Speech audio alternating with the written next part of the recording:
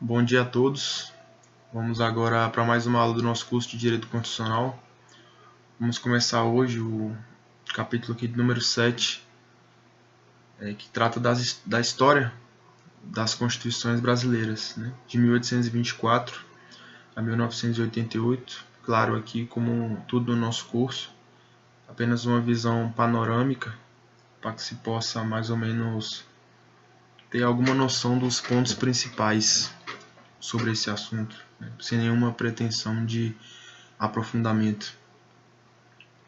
Bom, a história das constituições do Brasil teve início, claro, com a independência do Brasil, que foi o marco do nascimento do Estado. Antes o Brasil era uma mera colônia de Portugal. Com a independência do Brasil, a primeira Constituição foi outorgada por Dom Pedro I em 1824, e foi uma nota importante, que ela foi a Constituição brasileira mais duradoura, que vigorou por mais tempo até hoje. Ela instituiu a monarquia constitucional e o Estado unitário, concentrando rigorosamente toda a autoridade política na capital, Rio de Janeiro.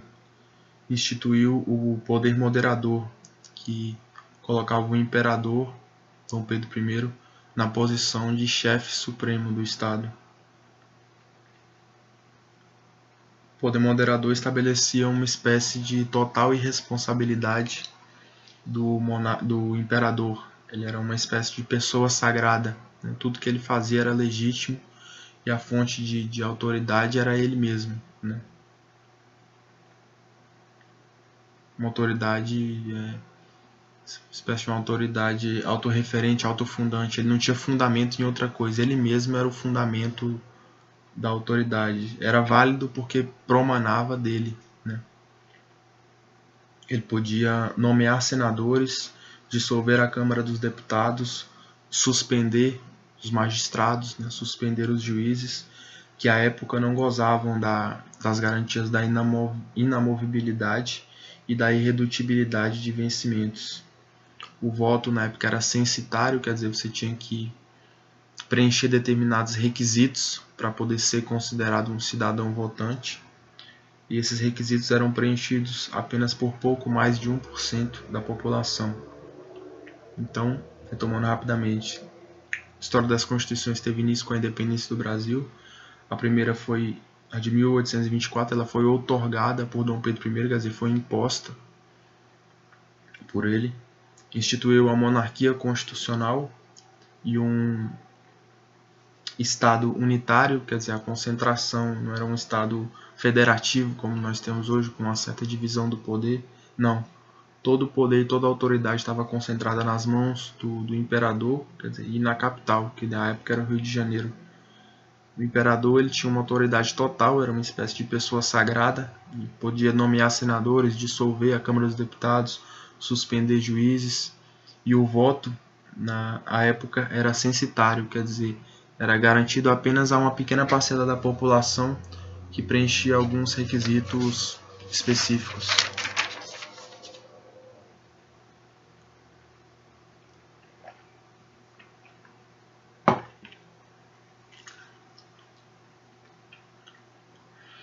Em 1889 houve a queda da monarquia, foi instituída a República. Em 1891 estabeleceu-se a Constituição Republicana, que tinha o intuito justamente de resguardar o sistema republicano e tinha uma clara inspiração no sistema presidencialista norte-americano dos Estados Unidos. Foi criada a Justiça Federal, foi criado o Supremo Tribunal Federal como órgão de cúpula do Poder Judiciário, situado no ápice do Poder Judiciário. Os juízes passaram a não mais poder ser suspensos pelo Poder Executivo e ganharam a garantia da vitaliciedade e da irredutibilidade de vencimentos. Vê-se aí um fortalecimento, então, do Poder Judiciário e a garantia de uma certa autonomia aos juízes, que não estavam mais, em tese, tão submetidos assim às ingerências do poder executivo. E uma nota importante para quem é brasiliense como eu, também para todos os brasileiros, é que a Constituição da República de 1891 ela já, de certa maneira, concebeu Brasília, né? Concebeu o Distrito Federal, na medida em que reservou uma zona de 14.400 metros quadrados no Planalto Central para o estabelecimento da futura capital. As antigas províncias do Estado unitário viraram Estados-membros com autorização para instituir constituições próprias, obedecidas às balizas da Constituição Federal, quer dizer, observado o princípio da simetria. Assim como a Constituição anterior, a Constituição monárquica, né, de 1824, a Constituição de 1891 também possuía uma declaração de direitos, que ele não entra muito em quais seriam esses, não lista aqui quais são os direitos, né?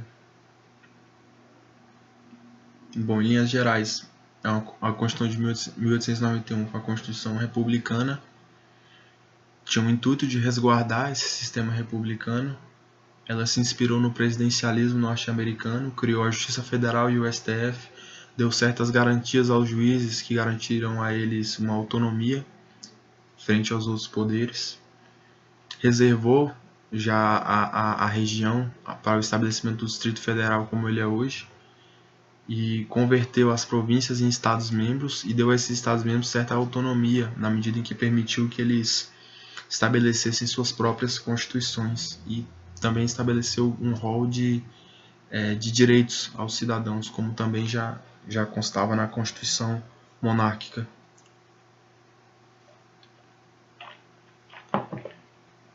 Em 1930, houve uma nova revolução e foi estabelecida uma Assembleia Constituinte em 1933. Em 1934, foi promulgada a nova Constituição, a Constituição de 34. Ela tinha inspiração na Constituição de Weimar, que era a Constituição da Alemanha de 1919, que previa um Estado bastante atuante no campo econômico e no campo social, quer dizer, um Estado mais intervencionista. Aquela questão já da superação do Estado liberal e o início do chamado Estado social. Do ponto de vista do que toca ao Poder Judiciário, foi instituído o efeito erga omnes às decisões de inconstitucionalidade do STF por meio de um mecanismo de suspensão por intermédio do Senado, que é inclusive um sistema que funciona até hoje no que toca ao controle difuso de constitucionalidade do Supremo. Para que esse controle difuso possa ter efeito erga omnes, formalmente necessária se não me engano, um decreto legislativo do Congresso ou um pronunciamento de alguma ordem do Congresso para que aquela decisão em efeito difuso, quer dizer, em controle difuso, dada ali num caso concreto e, portanto, apta a produzir efeito somente naquele caso concreto, para que aquela decisão ganhe um caráter geral, uma oponibilidade geral. É necessário a atuação do Senado, né? E isso surgiu na Constituição de 34. Em 1937 houve um golpe de Estado, capitaneado por Getúlio Vargas, e foi estabelecida uma nova Constituição, uma Constituição agora outorgada, quer dizer, imposta. Essa Constituição de 37, imposta por Vargas, ela tinha inspiração na Constituição polonesa de 35, por isso foi chamada de Constituição Polaca. A Constituição polonesa de 35 ela tinha uma forte linha ditatorial, quer dizer, característico que foi característico da própria figura do Getúlio Vargas. Havia, portanto, um fortalecimento do poder executivo e o presidente figurava como autoridade suprema do Estado. Ele tinha a possibilidade de dissolver o poder legislativo e de legislar por meio de decretos-lei, né? Seria como se fosse a medida provisória hoje, mas já com efeito pleno de lei. Inclusive, o nosso Código Penal, ainda hoje vigente, é um decreto-lei. A decisão de inconstitucionalidade do Supremo poderia ser tornada sem efeito pelo Parlamento por provocação do Presidente da República. E como o Vargas tinha a possibilidade de dissolver o Parlamento, e ele de fato o fez, então ele tinha controle também sobre as decisões de inconstitucionalidade. Ficava ao arbítrio dele, né, tornar sem efeito uma declaração de inconstitucionalidade. Então havia aí uma clara posição de submissão do Poder Judiciário ao Poder Executivo, uma centralização total do Estado. Havia também uma insindicabilidade judicial dos atos praticados durante o estado de emergência, quer dizer, o Poder Judiciário não poderia apreciar a legitimidade, a legalidade ou de qualquer maneira se posicionar a respeito dos atos praticados durante o chamado estado de emergência, que poderia ser decretado pelo presidente. Havia pena de morte, inclusive para os crimes políticos.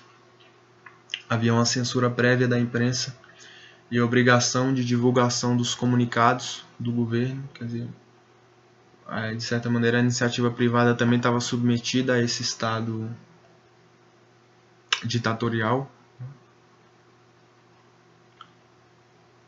E por fim o presidente se valeu da prerrogativa e dissolveu de fato o legislativo. Então ele estavam reunidas então em Getúlio Vargas as funções executivas e legislativas e também uma ingerência total sobre o poder legislativo, um poder totalmente centralizado. Vargas foi deposto em outubro de 1945 e foi promulgada a Constituição de 46. Na Constituição de 46 houve um esforço pela superação desse Estado autoritário que até então vigorava e o reestabelecimento pelo reestabelecimento da democracia representativa. Por conseguinte, com a eleição, né, dos mandatários escolhidos pelo povo e por prazo certo, o sistema presidencialista foi o que vigorou, exceto por um pequeno intervalo entre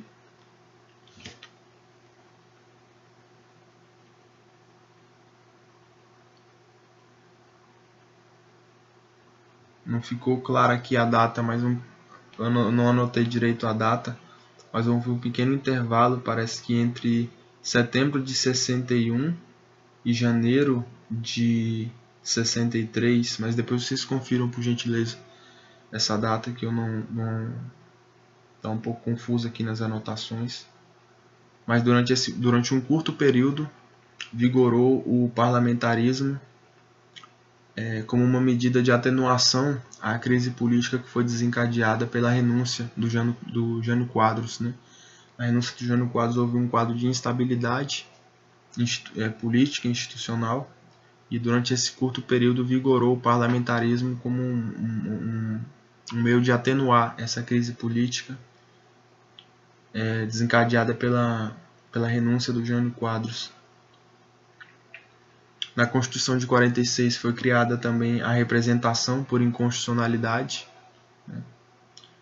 Foram excluídas as penas de morte, de banimento e de confisco, e houve um estabelecimento na Constituição de uma organização da vida econômica e a fixação de alguns princípios de justiça social, dentre eles o direito de greve. Em 1964 houve o golpe militar, que foi caracterizado por uma sucessão de atos, chamados atos institucionais e emendas à Constituição. E em 1967 foi editada uma emenda, mas que equivaleu, na verdade, a uma nova Constituição. Uma Constituição que foi formalmente promulgada, né? Do ponto de vista formal, ela foi estabelecida pelos representantes do povo, mas que, na verdade, diante daquela situação, né, de golpe de Estado, de controle pelos militares, não havia muita liberdade de deliberação por parte daqueles que estavam ali formando a Constituição, né? Desculpe. De modo que formalmente ela foi promulgada, mas do ponto de vista histórico, defende-se, muitos defendem que, na verdade, a Constituição 67 foi uma Constituição outorgada por aqueles que detinham o poder à época, isto é, os militares. A Constituição de 67 ela foi pautada pela tônica da preocupação com a segurança nacional, né, com a manutenção da ordem, com o combate ao comunismo, né, e os movimentos que estavam surgindo, os movimentos que conflitavam à época, né, naquele cenário ali de Guerra Fria e etc., com a polarização do mundo, né, entre o mundo capitalista e o mundo comunista. Houve a centralização do poder na figura do presidente, né, novamente, sempre que há uma centralização de poder, sempre ao rompimento desse sistema de freios e contrapesos, isso vai acabar no autoritarismo, de certa forma, no Estado, em certa medida, ditatorial, né? Justamente por essa impossibilidade de freio do poder pelo próprio poder, há a tendência de abuso, né, desse poder concentrado, que não encontra limites. Houve a possibilidade de suspensão dos direitos individuais na presença de certos pressupostos, né, geralmente atrelados a essa questão da segurança nacional. Houve a volta do decreto-lei, quer dizer, do Poder Executivo estabelecendo diretamente a lei, né, um ato com força de lei, sem passar por toda a discussão em tese da legitimidade que está envolvida na edição de uma lei, no estabelecimento de uma lei pelo Poder Legislativo, ali com a Assembleia de Representantes do Povo, não. Diretamente, unilateralmente, pelo Poder Executivo, era estabelecido um regramento com força de lei, chamado Decreto-Lei. Em 1968, foi editado o Ato Institucional número 5, que era um ato, era uma espécie, vamos dizer, de emenda à Constituição, ou de regramento autônomo e com força vinculante, né? Mais ou menos isso, que subordinava tudo, né? Esse Ato Institucional número 5, ele ampliava ao extremo os poderes do Presidente da República, ele tolhia os mandatos políticos e restringia direitos e liberdades. O Presidente da República poderia fechar as casas legislativas das 3 esferas da Federação, a esfera da União, dos Estados e do município, e passar a exercer as suas funções até a normalização das circunstâncias, né? Geralmente sob a alegação de algum risco à segurança nacional. O Presidente da República poderia fechar essas casas legislativas e ele mesmo fazer as vezes de legislador e de executor.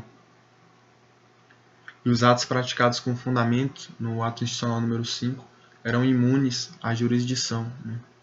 Esse aqui é o retorno de algumas características ali já existentes na Constituição de 37.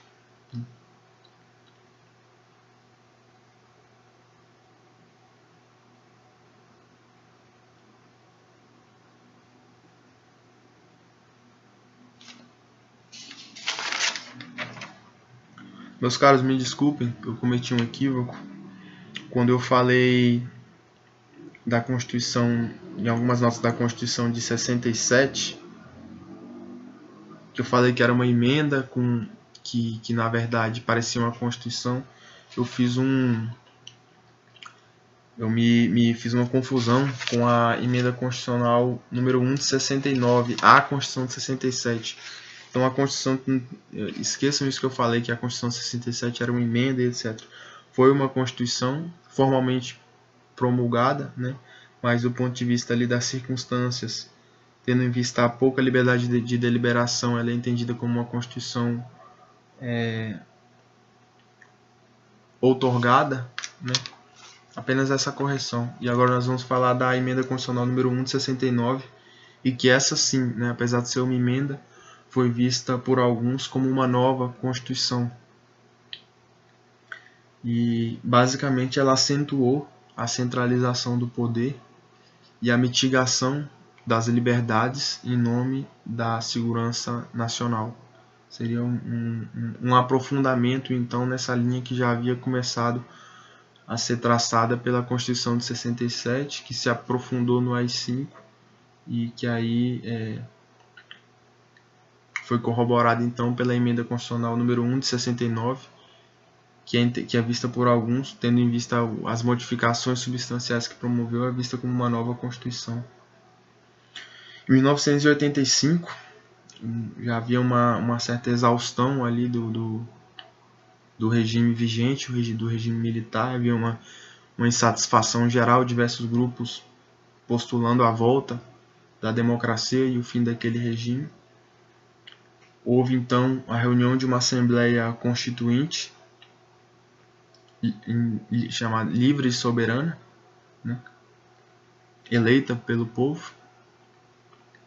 Em 5 de outubro de 1988, houve a promulgação da Constituição hoje vigente, que é a Constituição que nós temos de 1988,